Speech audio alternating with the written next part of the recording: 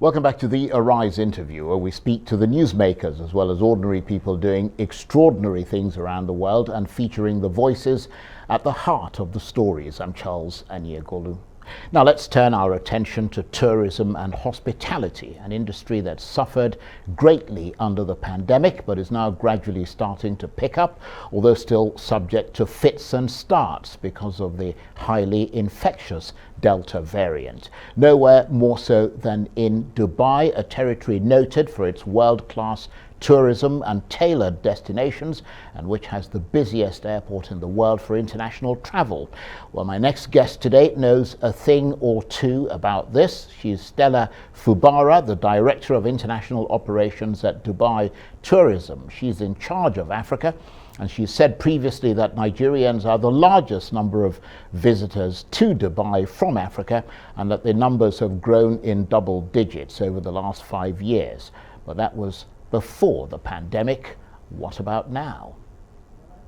Well, for more of this, I'm delighted to say that Stella Fubara, Director of International Operations at Dubai Tourism, joins me now in the studio. Thank you very much indeed for coming in. It's a pleasure to be hosted by you, Charles.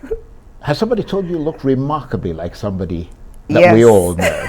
Yes, I have a twin. Her name is Mo Abudu. I thought so.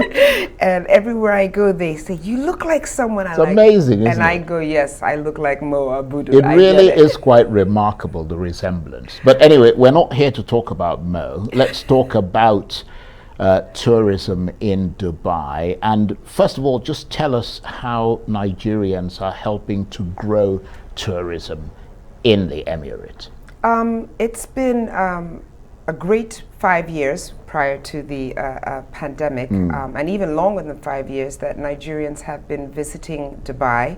Nigerians love everything about Dubai, whether it's for business, for leisure, for sports. They indulge in all the attractions and all the activities, and they love shopping. And there are shops everywhere in Dubai. And this sort of double-digit growth that you were quoted as talking about, those are clearly not current figures, are they? I mean, they were recorded before the pandemic. So before the pandemic, right. Our 2019 numbers indicate that Nigeria had the highest growth rate of any country of visitation to Dubai. Nigeria grew by 33%, and that's public record. Yes. And of course, Dubai Airport, the world's busiest airport for international passengers, and that was before the pandemic. But in the last year, passenger numbers have fallen by something like 70%. How are you aiming to start mass travel again?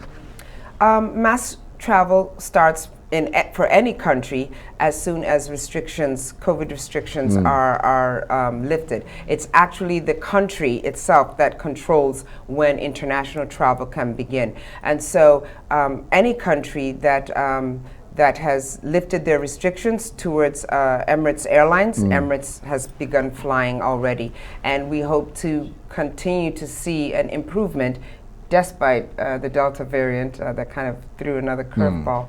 But we hope it gets better, especially as Expo 2020 starts in October. Yes, absolutely. I'm going to talk to you about that Expo 2020. But I mean, in terms of now, what are the figures looking like for Dubai? I do not have figures for you right now. They have not been provided yet to the public. It's something that it changes so frequently. This month, everything is fine, and you see it pick up, and then it's affected a lot of places. And then a country shuts down and it stops. So absolutely. No one besides the GDS platforms such as Amadeus and Sabre are actually putting out historical numbers for the year, and we hope to see some numbers shortly from those platforms. Right. Well, I mean, the latest figures we saw were something like 70% down. So clearly people are still going there, yes. but not as many as in the past. And of course, you were talking about Nigeria being an important visitor group to that area, but there's been a suspension of flights between the UAE and Nigeria. What's going on there? Well, the best I can tell you is that both governments are working very closely together to resolve whatever issues that they've had to make sure that travel restarts. Right, so you expect it's going to restart Yes, soon, I do you? expect it will restart. You hope it'll restart soon. I expect it will restart. Right, okay. Hope is a bad strategy. Yeah, well, let me not put you in that tight corner. The chief executive of Dubai Airport, Paul Griffiths, has been quoted as saying that there's no alternative to vaccine passports as a way of mass foreign travel. Where do you stand on that? Because there's a lot of concern that it'll discriminate against many in Africa who can't get vaccinated, especially given that you're courting sort of Africans coming to Dubai. The issue of vaccination passports began as soon as the vaccines were released. And I don't know, I'm sure you're very aware of the president of France. He put out a public press release a few days ago saying that, you know, if you haven't been vaccinated, you're the one that's going to stay home now as opposed to the other way around. You know, the choice to be vaccinated for a lot of people is very personal. Sometimes it infringes on their culture or on their religion or their beliefs. But I think that a lot of the anxiety around the vaccine is because it was created so quickly. And so people are weary about that. But the way I like to look at it is that in the United States, we take flu vaccine every year. Same thing in the UK. And I think that that's the way.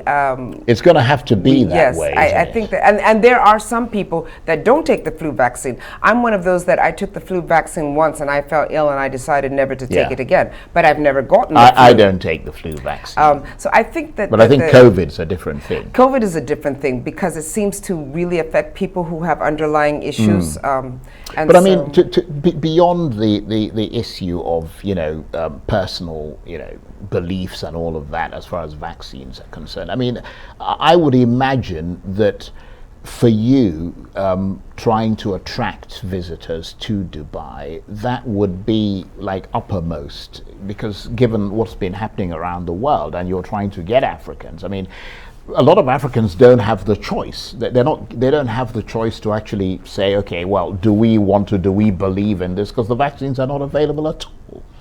I believe that at some point in time, the vaccines will be made available to anyone who wants to take it. And I also know that any country that is opening itself up for tourism must first put the safety and security of the people who reside in that country and those who are traveling there at the foremost. Absolutely. So if it becomes an issue of you must be vaccinated in order to go into country A, I would tend to support that because we need to protect those who don't have the virus from getting it. Even at the fact that obviously you're going to lose a lot of revenue. That is correct. So can it then be said, based on what you're telling us, that Dubai today is moving into risk management and away from risk avoidance as far as COVID is concerned, or is it the other way around? There have been public declarations by the UAE government.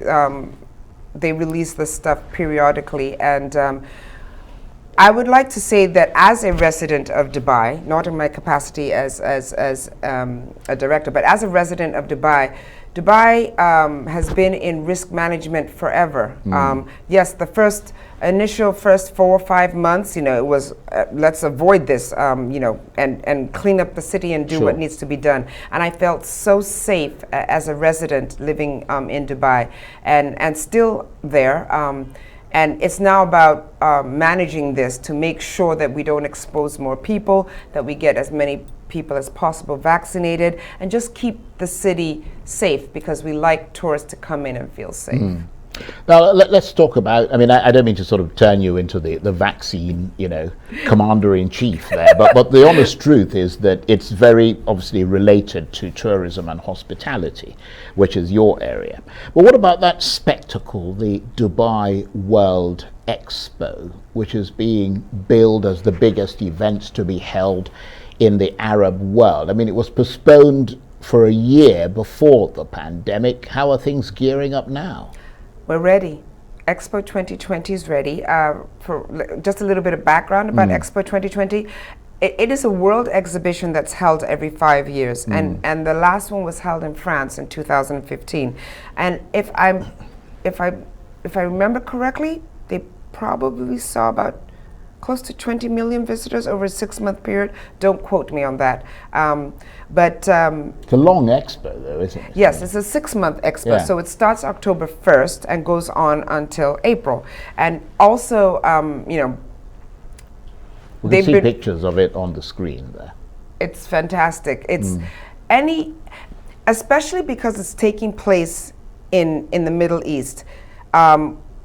So based on proximity, it's the closest to the African continent.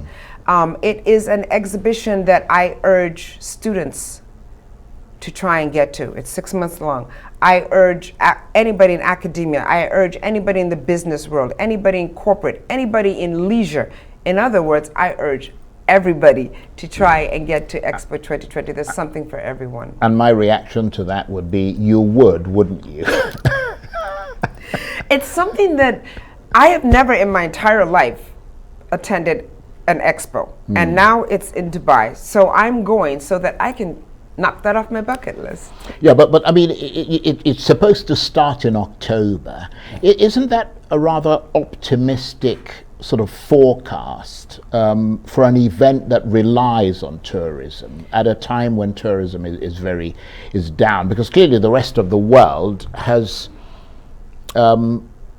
cut down on international travel. One thing I love about Dubai and being a resident there is that there's always a plan B. They have such vision, and there's always a plan B. And yes, they know, God forbid, that another variant should come about. But I can assure you, I have the confidence that they have plan B in place should there'd be some hindrance to international travel. The problem with variants, though, and I'm not trying to turn this into a sort of medical, epidemiological discussion, but I mean, the problem with variants is that as you build immunity, herd immunity, they then mutate. Yes. I mean, well, quite extraordinary, isn't it? Absolutely brilliant organisms. It's like they're fighting us every step of the way. Like this fiction, all that fiction stuff that we watched, Total Recall and the rest of it is all coming to life well, I mean, now. You almost imagine them sitting around like you and I are sitting. Planning like, okay. Absolutely. Having a meeting like Peter, John. Hey, Peter, it's your turn now because they figured out how to defeat Alice. And, congratulations, Stella. You did that very well. You mutated. You took a few thousand with you, millions here and there. I don't know what's going on. I mean, COVID hit us like a surprise. But you know what? You look back at all the science fiction movies, and that stuff's in there. Yeah. So I guess some people knew it was going to happen. They just didn't share it with the rest of the world. And everyone says, oh, this is the end times. The world is coming to an end. Well, I don't buy that part. Well, let me ask you to stay with us because we want to talk with you some more. You're watching the Arise interview. Plenty more still ahead as we continue our chat about how tourism in Dubai is gathering pace once again in the era of the pandemic. Stay with us.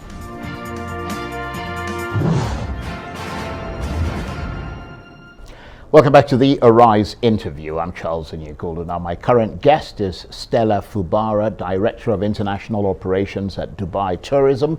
She's in charge of the operations of the Emirate in Africa, which ultimately means getting as many Africans as possible to travel to Dubai as tourists. But of course, in order to hold such an important position in one of the world's greatest tourist hubs, you'd have to have considerable experience in the tourism and hospitality business. And she does, with nearly 25 years of management experience, which includes working in places like Walt Disney, which of course includes Disneyland and Disney World. She's also spent time at Wyndham Vacation and hotel resorts, as well as numerous other tourism businesses before ending up at Dubai Tourism and turning her focus on Africa. And Stella Fubara, Director of International Operations at Dubai Tourism, is still with me in the studio. Thank you for staying with us. And you've sort of evolved rather well through the tourism business, been in it at the good end, as they say, working with the likes of Disney and all the rest and the best of them. Briefly tell us about that evolutionary journey. It's been amazing, and it definitely was an evolution, because if you had told me when I graduated university that I was going to be in the tourism business, first of all, I would have asked you, what does that mean? Because back then, I don't think anybody, all we knew about was hotels. What university was that? Ohio State University, Okay. and then Franklin University in Columbus, Ohio, where I got my MBA. And so I started out working for Deloitte & Touche, which was one of the big 6 consulting firms at the time, and I was a project controller.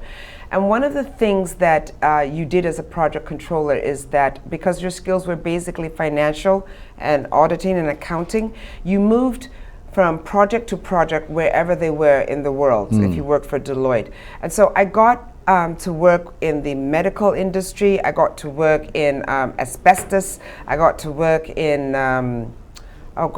construction, and then I finally got seconded to a project with Walt Disney World in Orlando. And I liked it so much, and they liked me so much, that it became a permanent position. And I got exposed to tourism because, you know, without mincing words, yeah, maybe Walt Disney has competition today, but several years ago, Walt Disney World was the epitome. Well, I mean, Disney is known for its theme parks, its movies. It's hotels, it's a whole world, yes, isn't it's it? a whole world. I mean, and I loved it a lot. I got exposed to everything: entertainment, hospitality, timeshare, service. You know, you name it. It was great. But you know, Disney has a lot of lifetimers. Once you work for Disney, I mean, once you make director, you know, you die as a director. You like never want to leave. Permanent staff, like a civil service. Yeah, sort the of benefits are fantastic, so never one ever wants to leave.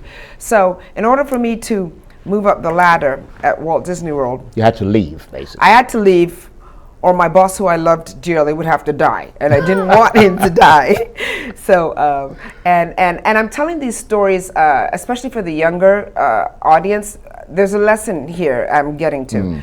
So I was very comfortable at Walt Disney World, and then Wyndham Vacation Hotel and Resorts, which at the time was the biggest hospitality group in the whole world, called me and said they had a director position open for me, a marketing financial director position. And I was like, I'm comfortable. Come on, I work for Walt Disney World. Where could be better? But then someone told me, no matter how comfortable you are, you never say no to an interview. Go there and hear it out. So I get there, great interview, but I am bored as hell. And I was actually yawning. You know, 3/4 of the way into the interview, the vice president who was interviewing me said, so tell me why you would want to come and work at Wyndham. And I looked him in the face, and this is my stupid, transparent, open book nature, and I was like, to be honest with you, I don't. I mean, I don't know, you haven't said anything to me that would make me want to come here. I'm comfortable where I am. And he was one of these guys that, you know, never says no to a challenge. And he looked at me and he goes, you know what? You're going to come to work for us, and you're going to eat your words. And 2 weeks later, I went to work for them, and it was an awesome ride. They made you an offer you couldn't refuse. They made me an offer I couldn't refuse, and it was wonderful. It's a great establishment, lots of opening, and so you know, it was a huge transition from Walt Disney World strictly into hospitality. And after that, I went to work for here in Nigeria for Wakanow.com. Right. Okay. It was. The founders were Obinna Ekezie and Ralph Tamino. Obinna was is an ex-NBA basketball player from the United States, and he had a vision about travel and making tourism more responsive to technology. Right. And but they wanted someone to help them develop the tourism products and the marketing and everything, and I flew down for an interview. They said, you're hired. When can you move here permanently? And then I moved to Nigeria. And then you ended up in Dubai after that. Very briefly, because we're running out of time, and I want to get to a number of very things. briefly, Yeah. I went to a convention. Dubai happened to have a stand there, and I ran into an old boss from Walt Disney World, and he remembered me, and he said, what are you doing now? And I told him, and a month later he says, we have an opening at Dubai Tourism. We need someone to run the African market. Are you willing to do that? I said yes. I moved. And the rest is history. And of course, Disney, known for both, as I said, both its movies and its theme parks. They're all world class, of course. How does all that compare with the sort of entertainment that you'd get in Dubai, where you are now? I mean, you've obviously got, you know, Dubai parks and resorts and all that sort of thing, which are to some extent modeled after Disney, aren't they? Yes. And this is what Dubai does best. They look at what's out there, the best that's what out there, and they either model it or they do it better. Right, they replicate it, Yes. basically. And so some of the But best like the Japanese.